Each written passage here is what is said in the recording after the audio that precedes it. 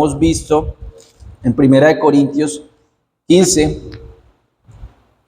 Pablo se dirige a través de toda la carta de los Corintios a una iglesia con problemas de liturgia, con problemas de moralidad, con problemas de doctrina. Y este es un problema de doctrina, porque muchos no creían en la resurrección, porque muchos de pronto venían con otra tradición, muchos con tradiciones griegas o con otro tipo de conocimientos, y no les cabía en su cabeza la resurrección. Y Pablo le dedica todo un capítulo a enseñarles acerca de la resurrección, de que Cristo había resucitado y nosotros le seguiremos a Él. Pero empieza con un fundamento, empieza con una base. Y recuerden que con ustedes vimos el ejemplo del puente, ¿verdad? Y fue un ejemplo muy palpable porque eso sucedió acá, ¿verdad? El puente sufrió un daño y las personas pensaron que se iba a caer el puente de aquí que atraviesa Amitún. Y vimos que con simplemente una revisión superficial, pues no sería posible conocer a fondo el problema de este puente. Se necesita una revisión estructural, es decir, algo más a fondo que simplemente una pintura o simplemente ponerle un poco de cemento por fuera. No, se necesita algo más que eso, ¿verdad? Se necesita algo de fondo para poder así solucionar realmente qué fue lo que le sucedió a ese puente. Y algo parecido a lo que sucede aquí. Pablo va a lo más rudimentario, a lo más básico, es decir, al evangelio, a lo que él algún día les había predicado. Y vuelve y les declara y les dice: además os declaro, hermanos, el evangelio que os he predicado. Les está volviendo a anunciar algo que ya les había predicado, el evangelio. La muerte, sepultura y resurrección de Cristo, el cual también recibisteis, es decir, lo recibieron de Él, en el cual también perseveráis. Eso es lo que Él esperaba. Él esperaba que perseveraran en Él, que lo retuvieran, que anduvieran. Y la única manera en que se puede ver que si una persona persevera o retiene el evangelio es por su fruto, es decir, porque su vida ha sido cambiada y su vida es un ejemplo de su fe. Al igual que lo dice Santiago, una fe sin obras es una fe muerta. Realmente no es fe. Y luego dice a renglón seguido en el 2, dice: por el cual asimismo, si retenéis la palabra que os he predicado, sois salvos, si no creísteis en vano. Ahora, este creer en vano no es que el evangelio sea vano, ¿verdad? Habla de una fe superficial, habla de una vida que no ha sido cambiada, que no hay un testimonio de vida en esa persona, en vano, vacío, sin aparente objetivo. Y luego, en el verso 3, que es donde quedamos, ¿verdad? ¿Qué es lo que dice Pablo? Porque primeramente os he enseñado lo que asimismo recibí, lo que él algún día recibió, que Cristo murió por nuestros pecados, ¿verdad? Conforme a las Escrituras. Pablo algún día recibió de la misma voz de Cristo, ¿verdad? ¿Recuerdan cuando iba camino a Damasco, cuando fue tumbado por una luz cegadora? ¿Sí recuerdan la historia de Pablo de la conversión? Cómo este Pablo, que era perseguidor de la iglesia, era sanguinario, era cruento, ¿verdad? Era malvado, y él mismo lo reconoce. Cómo este Pablo es cambiado por el poder de Cristo. Saulo, te habla el Señor, ¿por qué me persigues? E inmediatamente Pablo dice: Señor, ¿qué quieres que haga? Es decir, cuando una persona ha creído de verdad, obedece. Miren, con el solo hecho de que Pablo haya dicho estas palabras: Señor, ¿qué quieres que haga?, se ve la genuina conversión. Vio a Cristo como su Señor, no solo como su Salvador, como su Señor, y obedece. ¿Qué quieres que haga? ¿Cuál es tu voluntad? De la misma forma nosotros, si hemos creído, obedecemos. Es decir, no se queda en solo la palabra o una parte que diga simplemente he creído y ya. Claro, debemos creer. Viene la acción, es decir, ¿qué quieres que haga, Señor? La fe viene acompañada de obediencia. Esta declaratoria del Evangelio, que desde antes Pablo les había comunicado o les había predicado, y en la cual tendrían que estar caminando si realmente eran cristianos. De lo contrario, eran incrédulos. Toda persona que sea llamada cristiana o se autodenomine cristiana, obedece. Primeramente les he enseñado, es decir, les transmite un mensaje, lo que él a sí mismo había recibido, que Cristo murió por nuestros pecados conforme a las Escrituras, conforme no a algo que él se había inventado, no a una revelación distinta a la revelación de Cristo, ¿no? Este es el corazón del Evangelio. Estas son las entrañas mismas del Evangelio. Cristo murió por mis pecados. Es decir, en otras palabras, y como dijo el himno que cantamos, Cristo murió para que nosotros pudiéramos vivir. ¿Usted le da la dimensión a esto, hermano? Cristo murió para que usted pudiera vivir. Primero usted tiene que hacer una comparativa. ¿Quién es usted y quién es Cristo? ¿Quién es usted y quién es Dios? El Creador y usted es una criatura. Dios 3 veces santo. Dios tuvo que morir para que usted viviera. ¿Sí le dan la dimensión a esto? Impacta en algo su forma de pensar y su forma de ver las cosas, porque el Evangelio hace eso, trastorna su vida. Lo que usted tenía en primer lugar, baja al último lugar. Y claro, Dios toma ese primer lugar. Es decir, sus prioridades cambian. Eso hace el Evangelio. Cambian. Y eso era lo que hacían los cristianos de esa época. Trastornaban el mundo.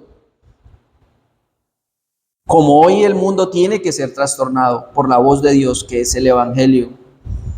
Fíjense, Dios mismo, Cristo mismo murió. Dios hecho carne, Cristo Jesús, como enviado de Dios, como hijo de Dios, como Dios mismo, murió para que pudiéramos vivir. Ese es el corazón del Evangelio. El corazón de Jesús dejó de vivir para que nuestros corazones empezaran a latir. La muerte de Cristo es sustitutiva. ¿Qué quiere decir esto? Que Cristo toma nuestro lugar. Ese lugar lo merecíamos nosotros. Ese lugar de castigo, de la ira de Dios, nosotros lo teníamos que tomar, pero no teníamos con qué ni cómo. Por eso Cristo se hace carne, porque Él sí tenía con qué. Y Él tenía que hacerlo, y solo Él podía hacerlo. Solo Él podía cargar con la ira de Dios en sus hombros, y podía morir. La muerte de Cristo es sustitutiva, repito. El lugar que Cristo tomó era el lugar que nosotros deberíamos haber tomado. Y Pablo no nos está diciendo acá simplemente Cristo murió. Dice, Cristo murió por nuestros pecados. Es decir, está diciendo el porqué de la muerte de Cristo. Fue por nuestros pecados. Es decir, la muerte de Cristo no fue sin sentido, tenía un sentido. Morir por nuestros pecados. Pero más que morir por nuestros pecados, el sentido era para glorificar al Padre con su muerte. En la cruz del Calvario se cumple toda la justicia de Cristo. Cristo paga al Padre lo que nosotros deberíamos pagarle. Y así la gloria de Dios es restituida. ¿Por qué? Porque Adán la dejó por el piso. Había una ofensa que tenía que ser pagada. Y Cristo, a través de su sacrificio, sustituyéndonos, glorifica al Padre. Paga nuestra deuda. Y así, luego de cancelar la deuda, que era en contra nuestra, nosotros fuimos beneficiados, porque nuestra comunión con el Padre fue restituida. Y al mismo tiempo pone su pie sobre la cabeza de la serpiente allí en la cruz. Cristo toma nuestro lugar, carga nuestra culpa, recibe nuestra condena. La condena que nosotros teníamos que pagar en el infierno fue sustituida por el perdón de Cristo. Perdón que nos fue dado porque Él lo ganó. Su justicia en obediencia perfecta nos es dada por creer en Él. Claro que sí, creemos en Cristo y su sacrificio y somos salvos. Pero ese creer, ¿verdad? Ese creer tiene que dar fruto. Es decir, el fruto del Espíritu Santo tiene que estar en nuestras vidas. Tiene que haber una acción. Esa fe es activa, no pasiva. Mi culpa fue llevada en los hombros de Cristo y esta culpa fue crucificada junto con Jesucristo. Y por eso dice el apóstol, ya no vivo yo, mas vive Cristo en mí. Cuando Pablo nombra a Cristo, ¿verdad? Y no a Jesús, Pablo tenía en mente el Antiguo Testamento porque él predicaba acerca del Antiguo Testamento. Tenía en mente al ungido de Dios, al enviado de Dios, a ese del cual había sido predicado hace mucho tiempo y que vendría a morir por los suyos. Vamos a Isaías 53:5, por favor. Isaías 53:5.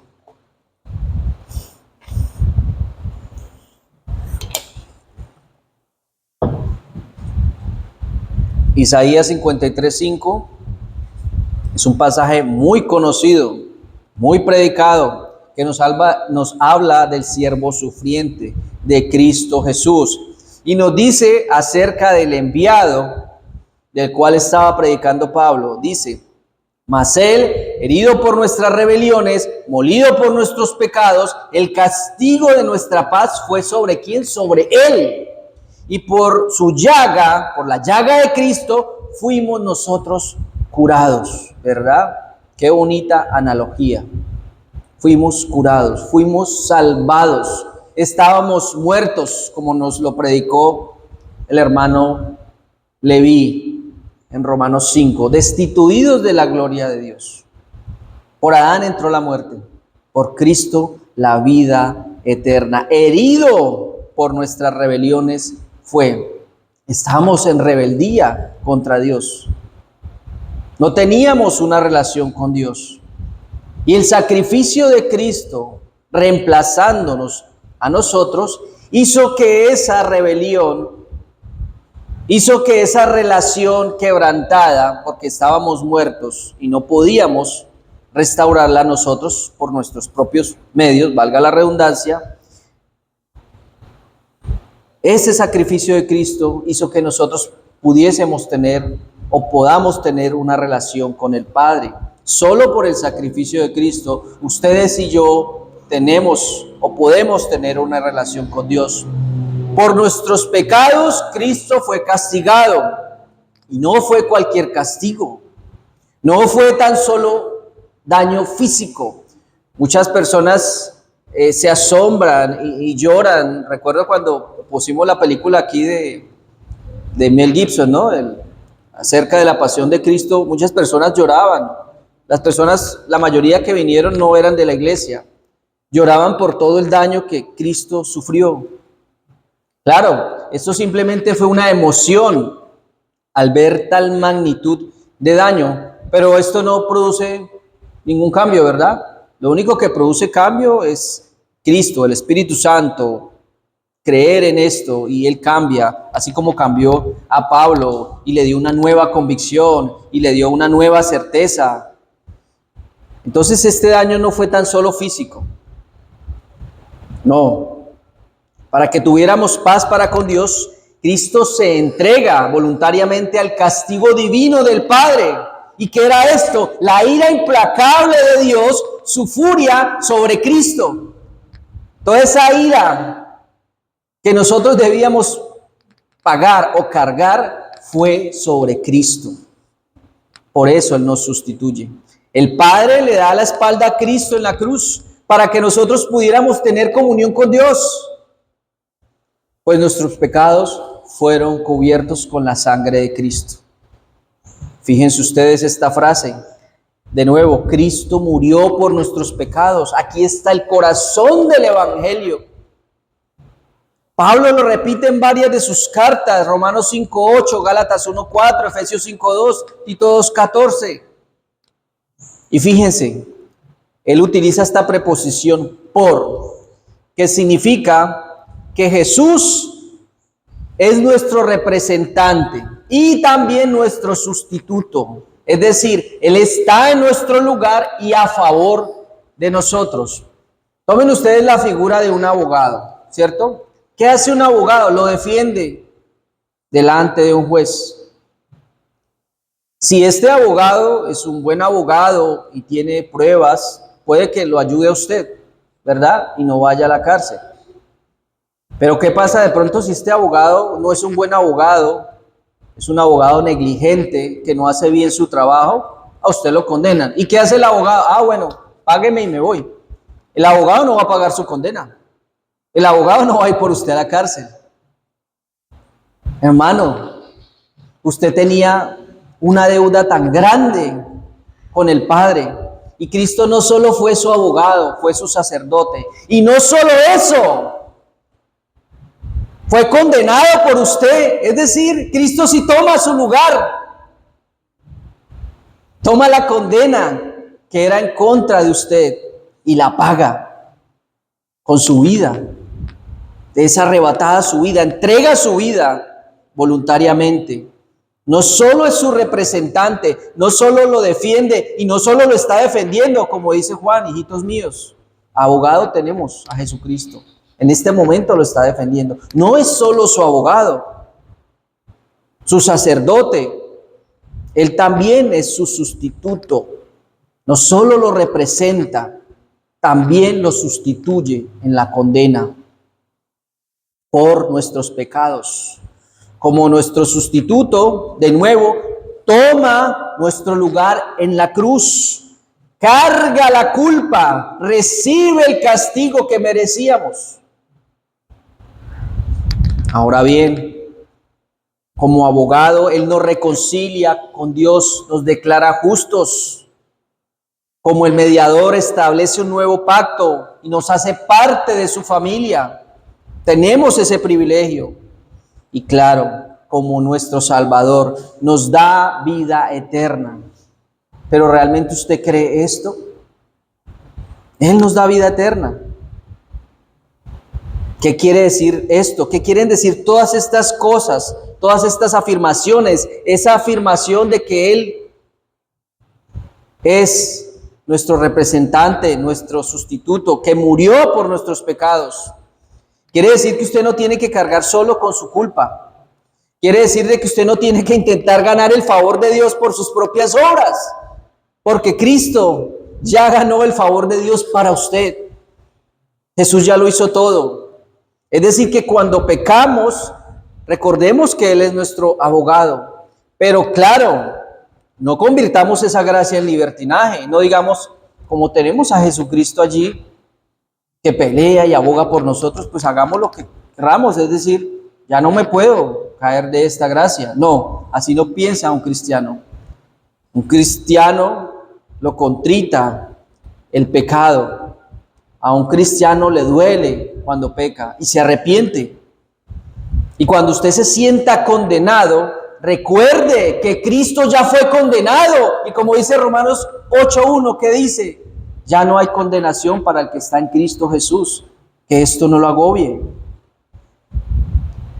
Cuando usted tenga duda y ponga en duda su relación con Dios, recuerde, Él fue su mediador. Él es el gran sumo sacerdote. Cuando usted piense el futuro y vea ese futuro oscuro, sin sentido, sin salida, recuerde que Él es su Salvador y que Él ya le ha asegurado la vida eterna. Y como el mismo Romanos, y como el mismo Pablo lo dice en Romanos 8, al final, del versículo 30, dice, ya estamos glorificados, porque Él ya lo ha escogido, ya lo ha justificado, ya lo ha santificado, ya está glorificado. Tiene futuro asegurado, no como aquí en el mundo, no tenemos un futuro asegurado aquí en el mundo. En Cristo, en los lugares celestiales, tenemos un lugar asegurado. Fíjense, en pocas palabras, Cristo murió por nosotros para que vivamos para Él y en Él, no para que usted viva para usted mismo. No, para que viva para Él y por Él. Hermanos, somos dichosos, somos bienaventurados. Eso es lo mismo que dice David en el Salmo 32, versos 1 y 2. Bienaventurado aquel a quien le ha sido perdonadas todas sus transgresiones y han sido cubiertos sus pecados. Bienaventurado el hombre a quien no se halla culpable y en quien no se halla mentira, porque Cristo ha pagado por nuestra deuda. La muerte de Cristo fue profetizada, por eso dice Pablo, conforme a las Escrituras. Significa que la cruz no fue un accidente, no fue un plan B de Dios para salvar a la humanidad, no. No surgió como un plan nuevo, no. Era el plan eterno de Dios. Vamos a Hechos 2:23, por favor.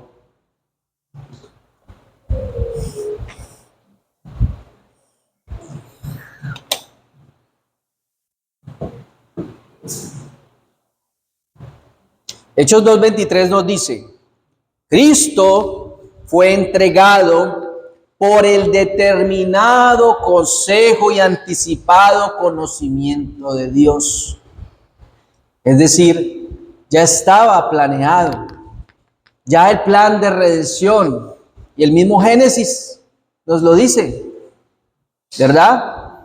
Que Cristo aplastaría la cabeza de la serpiente y ésta le heriría en el talón. Y eso fue cumplido allí en la cruz del Calvario. Aquí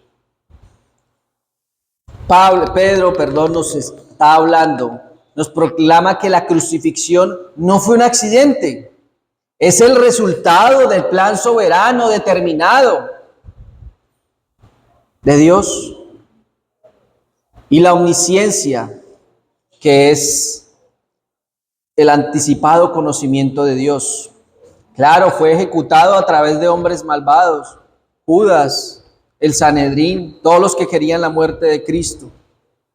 Pero Dios utiliza esa maldad para cumplir su propósito. Y claro, estos hombres tendrían que responder. Ahora bien, ¿cómo vemos la cruz? La cruz revela la gravedad del pecado. ¿Por qué la cruz revela la gravedad del pecado? Porque vemos sobre quién recayó esta culpa, sobre quién fue. El castigo que se dio también, el tipo de castigo que se da en la cruz, determina la gravedad del pecado. Si Cristo tuvo que morir, si Dios mismo, hecho carne, con todas sus perfecciones, con toda su obediencia perfecta, con toda su santidad fue crucificado, entonces el pecado no es tan solo un error. No es tan solo esto. No, es una rebelión en contra del Dios 3 veces santo. Es una rebelión mortal. Porque fíjense, el pecado fue lo que hizo que Cristo muriera.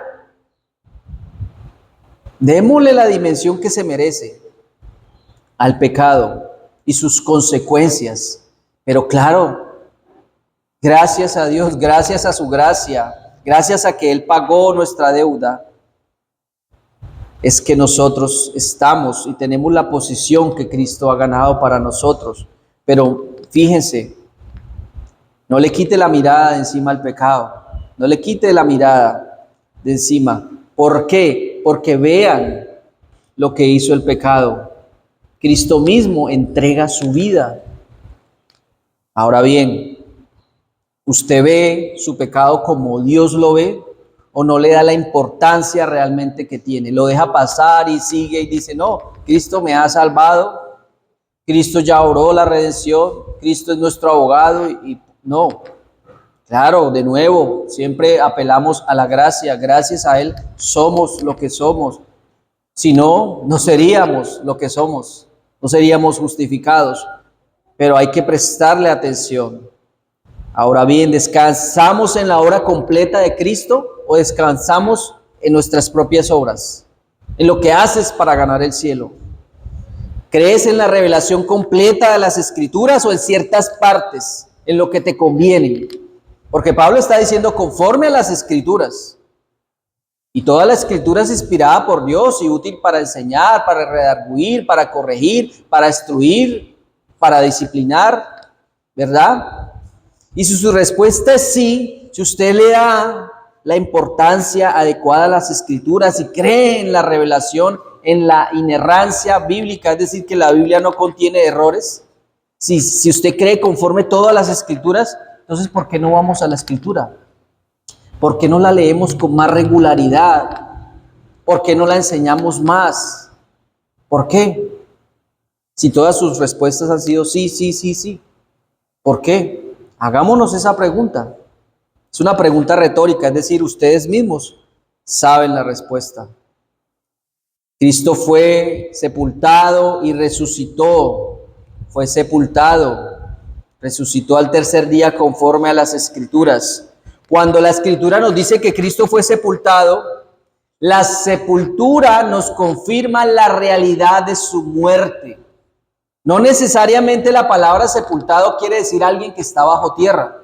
Sepultado es una persona que ya no tiene vida y algo la está tapando. En este caso fue una roca y fue una cueva que fue utilizada como tumba. Fue sepultado. ¿Por qué? Porque su pulso dejó de latir, porque su costado fue herido con una llaga, no simplemente con una flecha pequeña. Perdón, no fue con una flecha pequeña, fue con una lanza, una gran lanza, fue atravesado, confirmando su deceso, confirmando su muerte. La sepultura confirma que Cristo realmente murió. La sepultura es evidencia histórica, es un hecho real. Cristo murió realmente. No fue un desmayo, no fue algo que se inventaron los discípulos. Y si fuera inventado por los discípulos que Cristo fue sepultado y luego resucitó, si fuera inventado porque murieron por esta verdad. ¿No se ha puesto a pensar esto? Si la gente dice que fue un invento, ¿por qué usted morir por algo que es un invento? Si es un invento, yo digo, no, yo no me voy a hacer matar por algo que no es real, ¿verdad? Pero ellos murieron por esta verdad, murieron por Cristo, proclamando su muerte y resurrección y dieron su vida por ello. Es decir, fue un evento real, algo que pasó históricamente. No era un desmayo, no era una ilusión, no fue un montaje de ellos, no. Pusieron en peligro sus vidas por predicar esta verdad, a sabiendas que iban a morir. La resurrección es el sello del Evangelio. Sin resurrección no habría salvación, no habría realmente salvación. Él resucitó al tercer día. La resurrección es la validación divina de la obra de Cristo. Es la vuelta de la muerte a la vida de Cristo. ¿Qué nos dice esto? Que el sacrificio de Cristo le agradó al Padre. Y se le agradó al Padre, nuestra deuda fue pagada. Sin resurrección no hay evangelio. La resurrección de Cristo también fue profetizada, conforme a las Escrituras, repito. Fue dicha hace tiempo atrás, tiempos antes, el salmista y otros autores nos hablan de que Cristo resucitaría. Vamos al Salmo 16:10, por favor. Salmo 16:10. Pablo nos está diciendo y nos repite, conforme a las Escrituras. No es conforme a lo que yo les estoy diciendo, es conforme a las Escrituras. Y cuando nosotros predicamos, cuando nos paramos aquí en el púlpito es a predicar conforme a las Escrituras. Salmo 16:10. Porque no dejarás mi alma en el Seol, ni permitirás que tu santo vea corrupción. Aquí está anticipando que el Padre no dejaría a su santo ver corrupción, ¿verdad? Su cuerpo quedaría intacto. Este versículo es una profecía de la resurrección de Cristo, indicando que su cuerpo no se descompuso en la muerte, porque resucitó de entre los muertos. La resurrección inaugura la nueva creación. Vamos a 1 Corintios 15:20, por favor. 1 Corintios 15:20. 1 Corintios 15:20 dice: mas ahora Cristo ha resucitado de los muertos, primicias de los que durmieron es hecho.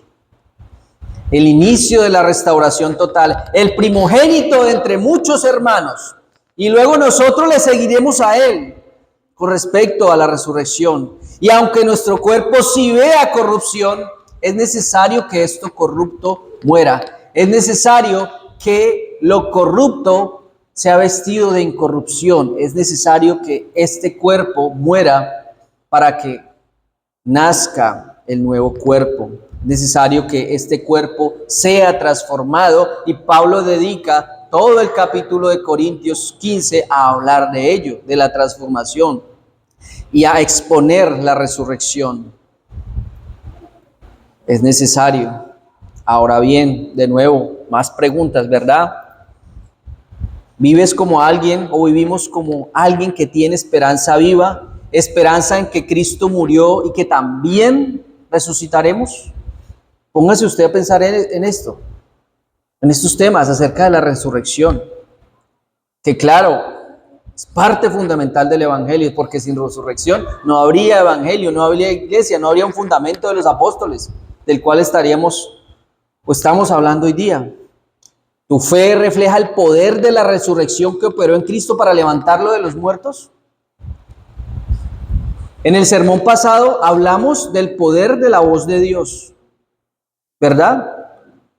Hablamos del poder del evangelio, que es dinamita, y la fuerza de la voz de Dios. Y cómo la fuerza o el poder de la voz de Dios llama a lo que no es a ser, es decir, crea algo que no existe, de la nada. De la nada. Y es el único ser que puede hacer esto. Nadie más lo puede hacer, ninguna otra criatura. El hombre puede crear con elementos que Dios ya ha hecho, puede hacer inventos, digámoslo así. Pero Dios de la nada puede crear algo. Dios de la nada creó un pueblo, una nación. Dios de la nada hace cosas. Ese poder de Dios, ese poder que llamó a Cristo a que se levantara, a que resucitara, es ese mismo poder el que habita en nosotros. ¿Y por qué a veces no podemos hacer cosas? Porque a veces no podemos vivir vidas como a Dios le agrada. Si tenemos el poder del cual les he venido hablando, el poder de la dinamita, el poder de Dios mismo habita en nosotros. ¿Sí se han puesto a pensar en esto? ¿En estas verdades? Y a veces cuando pensamos en estas cosas, como que increíble, ¿verdad? Si es así, si somos conscientes de que actúa en nosotros de tal poder, ¿por qué no vivimos o reflejamos este poder? Más bien a veces no decimos todo lo puedo en Cristo que me fortalece, sino decimos o mostramos al mundo que no podemos hacer nada. Porque a veces vemos en la vida del cristiano la falta del poder de Dios. Porque es que a veces no vemos personas comprometidas con la iglesia de Dios. No vemos personas comprometidas con las cosas de Dios. Parece que las vidas de estas personas no hubieran sido impactadas con el poder de la resurrección de Cristo. 1 Corintios 15:5, más abajo, dice: Cristo se apareció, fue visto.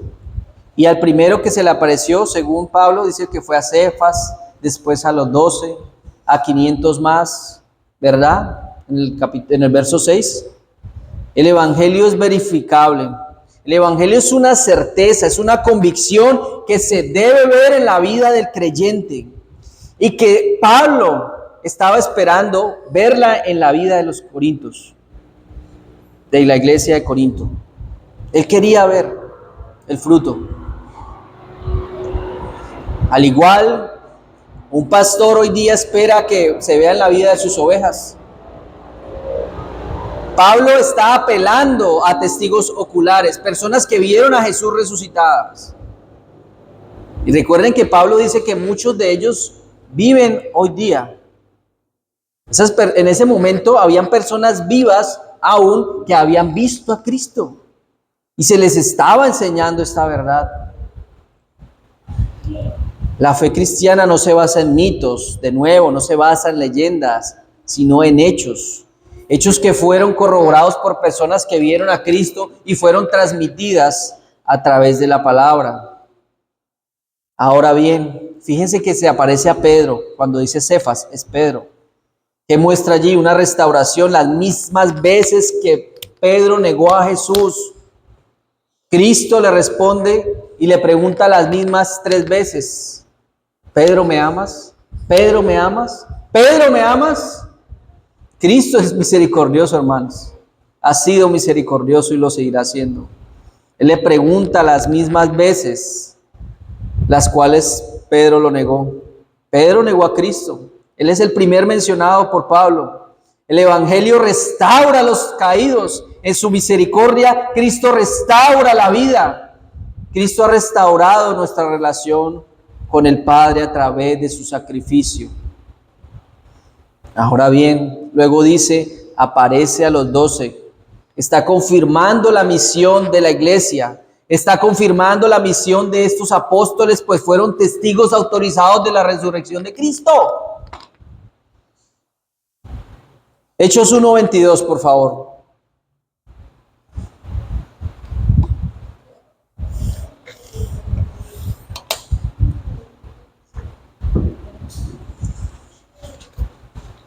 Dice,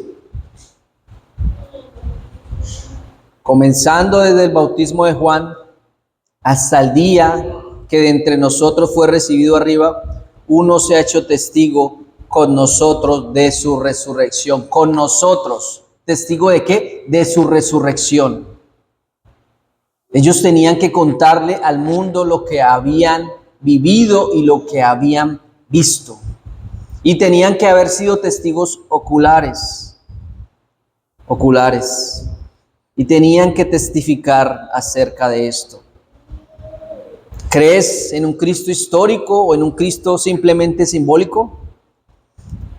Así como Pablo has experimentado la restauración que Cristo le dio a Pedro. ¿Crees en la predicación de tu pastor? ¿Crees en el Evangelio? Si es así, eres otro testigo de la muerte y resurrección de Cristo. No ocular, mediáticamente, es decir, por medio de la palabra. Y algún día le veremos tal como es decir, de una manera inmediata, sin ningún medio. ¿Han pensado en esto? ¿Esto es esperanza para ustedes? ¿Para poder seguir? ¿Para poder continuar? ¿O no? Aunque no somos testigos oculares, segunda de Pedro 1, 16, 18, nos dice que la predicación sobre el poder y el regreso de Jesucristo no se basa en mitos o leyendas inventadas, no. Se trata del testimonio directo y real de quienes lo presenciaron, es decir, el fundamento de los apóstoles. Y Pablo nos habla allí y destaca esa experiencia vivida en el Monte Santo. ¿Recuerdan la transfiguración? Él fue testigo ocular, vio la gloria de Jesús, el reflejo del rostro de Cristo, reflejando la gloria de Dios. Lo vio directamente, de manera inmediata. Y escucharon, no solo vieron, escucharon La voz de Dios confirmando a su Hijo. Este versículo de Pedro es una apología, es una defensa de la autenticidad del Evangelio. Es una veracidad histórica del Evangelio. Derriba falsas historias. Y cuando nosotros creemos esto y leemos esto y tenemos la fe, nos volvemos de cierta manera testigos, aunque no oculares, de la muerte de Cristo, porque no lo vimos, y de su resurrección no lo vimos, pero por la fe creemos. Eso nos vuelve testigos. Ahora bien, ¿por qué no volver al Evangelio, así como Pablo lo hace? La iglesia de Corinto tenía muchos problemas, de nuevo. Nosotros hoy día tenemos muchos problemas de doctrina, problemas de que a veces no somos unánimes en lo que creemos. Pero Pablo los lleva al Evangelio, nos lleva al inicio, debemos volver al inicio. Si en tu vida todo está patas arriba o pies arriba, vuelve a Cristo, vuelve los ojos a la hora perfecta de Dios. Cristo murió y resucitó conforme a lo que la Biblia dice, y este Evangelio tiene que ser creído y vivido. Toda reforma espiritual comienza allí, renovando el entendimiento por medio del Evangelio.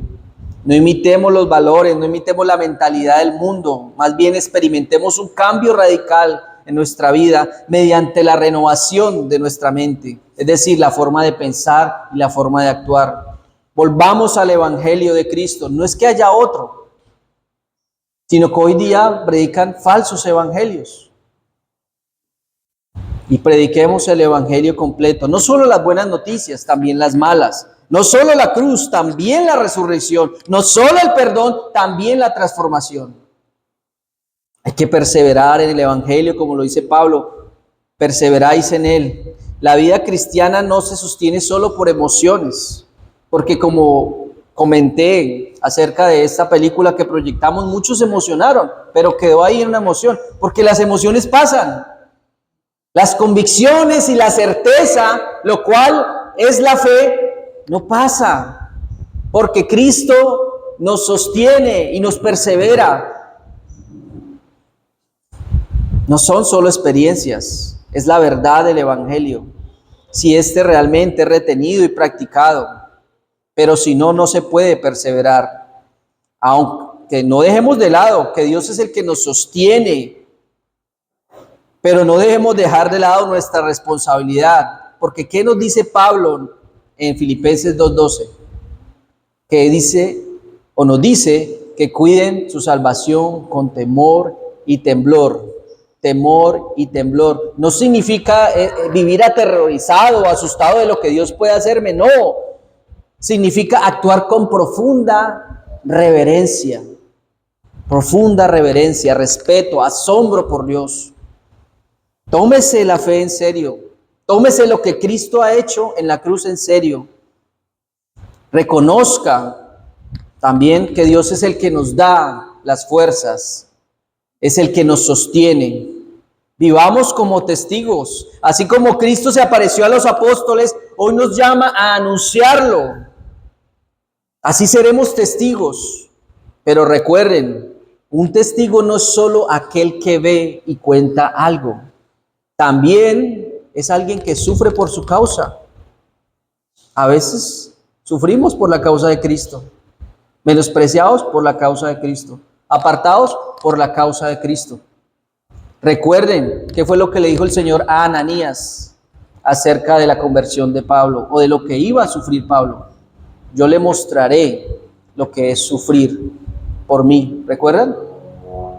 ¿Sufrió Pablo? Claro que sufrió Pablo. ¿Dejó de hacer lo que tenía que hacer? No. ¿Por qué? Porque Dios lo sostenía. Era un testigo ocular que vivió su fe y anunció su fe. Ahora bien, así como Pablo habló a otros de lo que ya sabía, ya que le habían anunciado a él el Evangelio, nosotros también digámosles a otros de lo cual hemos oído, de lo cual les estamos anunciando. La palabra de Dios nunca deja de ser, nunca envejece. El Evangelio, o aquí en 1 Corintios del 1 al 5, se nos recuerda que es historia, porque dice, Cristo murió y fue sepultado y resucitó conforme a las Escrituras. Y la historia nos lo recuerda. Vayan a los libros de historia y dice antes de Cristo y después de Cristo. El Evangelio es doctrina, pues Cristo murió por nuestros pecados. El Evangelio transforma la vida del hombre, puesto que sostiene y restaura. El Evangelio es universal, pues debe ser proclamado a todo el mundo. La iglesia no necesita nuevo mensaje, una estrategia para atraer cristianos. La iglesia necesita volver a Cristo, necesita volver al Evangelio, a Cristo, Señor y Salvador. Y para terminar, hermanos, recuerden, Cristo murió por nuestros pecados. Cristo resucitó conforme a la palabra. Este es el mensaje del cual les he platicado. Pues con este mensaje un día fui evangelizado y en su misericordia Cristo me ha salvado. Y de este Cristo del cual les he hablado, yo les he predicado. Amén. Oremos.